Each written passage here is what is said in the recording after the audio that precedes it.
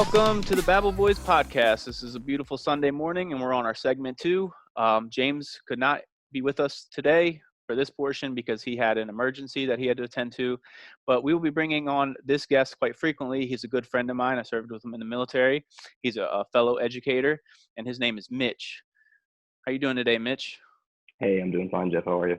Not too bad, not too bad. So we have some breaking news that we have to discuss. And I'm sure if you're on social media, you've heard of it already. And that was the man that was shot dead in Portland.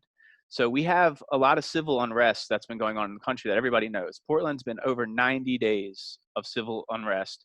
And what it seems like is they were having a Trump caravan. I guess you could officially say it was a Trump train. And they were going through the city, and there was opposing views, and if if you know anything about Portland, even before the civil unrest, they've had competing viewpoints with the Proud Boys and Antifa and whoever who slug it out in the streets. It's a thing, it happens there. But this is the first time somebody's been murdered in cold blood. So we're going to stop, and we're going to show you the video, and we're going to show you there's two videos.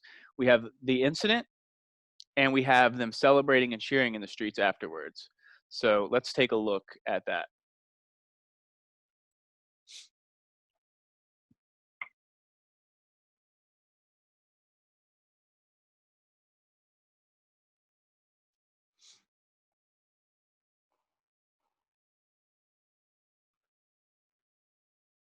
So if you can't hear on the video, what we have is, it's very mumbled. As you can tell, the person who's recording it, they're staying far behind. But you hear, hey, hey, Trump supporter. And then they're instantly shot, right? And then following that, we have this Antifa, they're celebrating.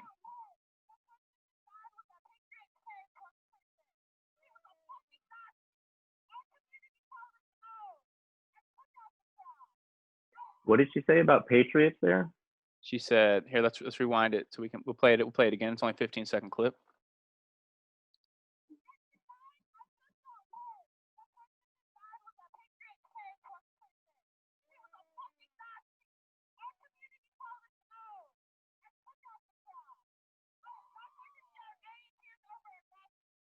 So it sounds like they're saying he was like a patriot terrorist, right? Oh, yeah. So, well, I'm sorry, go ahead. What do you feel about, like, why do you think things are coming like this? It's a complex question veiled by, a simple question on top of it. It's extremes. I mean, polar views. For so long, one side has been pushing against the other in like a lesser of two evils scenario. And I feel that has grown into a very polarized us or them ideology on both sides, right? Not a whole lot of ability to meet in the middle. So, yeah, and I agree with that. And like when we talk about it's radical ideologies, right? So the man who shot that guy in that video, he has a Black Lives Matter tattoo on his neck. If that's not radicalism based off of a viewpoint so much that you support it, that you would tattoo it on your neck, I'm not really sure what is, I mean, he takes it to the very extreme. Yeah, radical in the sense of like being outside of what normative behaviors would be. Sure. Right? Most people wouldn't get a neck tattoo, let alone something that high profile. Right. And I mean, I've talked about it, you've talked about it. I'm for Black Lives Matter in the statement. I'm not for their demands because I think they're very Marxist and follow along the communism ideology, and I don't follow that. But I mean, yes, Black lives do matter. But Agreed. We see that I believe that people take offense to it, because of a racial group that's put in the front, Black Lives Matter, and people feel offended by it. But I don't think they quite understand, what the aspect of it that it means. And I think that this molding of almost like ethno-nationalism is it's causing conflicts in the country because it's creating almost tribalistic viewpoints. Me and you, we went to Afghanistan together. We understand tribalism. And I feel like that's what's happening here in America is that, you have these people that are forming based off their beliefs, and I don't know that it's racial, forming, but it's left versus right.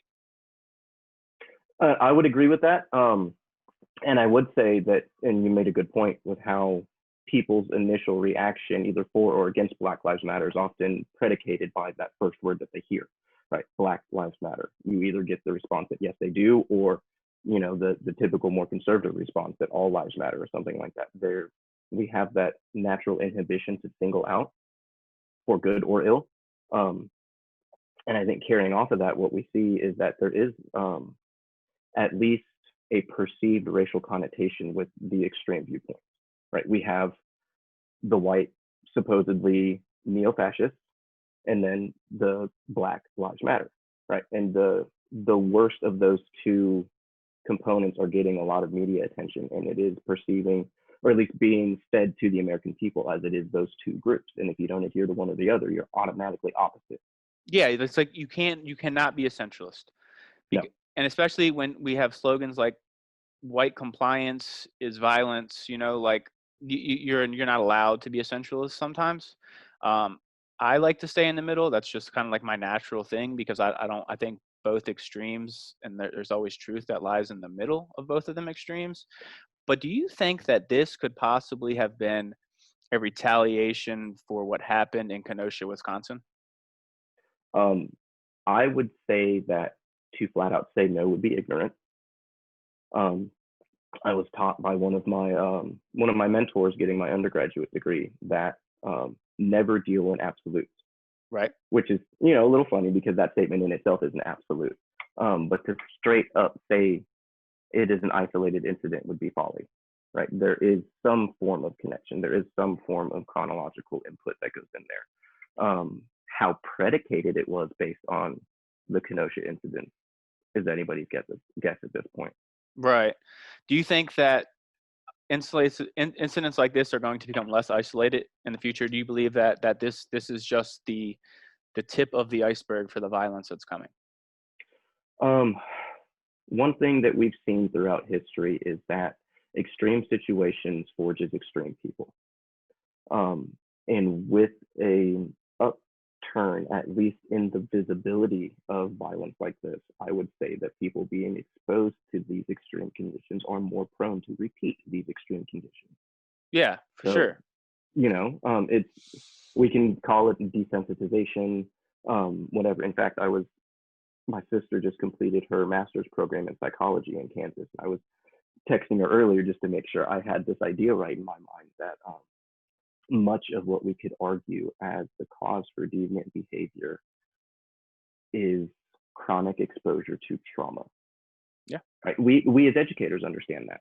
Right. Whether it's chronic poverty, bad home conditions, isolated unique life events, whatever, being in a fight or flight stance, which happens with exposure to trauma for long enough, permanently changes the way we view things, permanently changes how we make decisions. It desensitizes us permanently. Um, and what we have is we have whole groups of people that are being exposed to this constant turmoil. In fact, we could almost make the argument that a lot of this violence we see today is because of generations of trauma induced through economic disparity. Yeah. Opportunities, sure. Absolutely. I mean, so we know from watching the video. Well, we videos are hard sometimes because you only get a clip of what you're seeing. You don't know what led up to it. But we Mm-hmm. know in the video what we hear is, "Hey, hey, Trump supporter," followed instantaneously by two gunshots. Do you believe that it was a political targeting? Um, Are we at that point now in America where we're going to start killing each other on of ideology? well, this was the first time I'd seen the videos, but I had been aware that an incident happened. And what little bit I read from other commentary and news reports made sure to emphasize the fact that the person that was shot had flair on, a hat, patches, and stuff like that, Yeah, in, infidel. in indicating his political stance. And one of those, the hat was belonged to the Proud Boys or something like that, a more right wing association in Portland. and a couple other badges that he had on. So again, to say it wasn't politically charged or political target, I think would be a little ignorant. And I agree. to say that there was at least some component. Um, it's with everything that's going on, it would be too much of coincidence for it to just be random and isolated. I agree. I agree completely with that. And since this is just now, it's breaking news. We're just getting the videos of it today.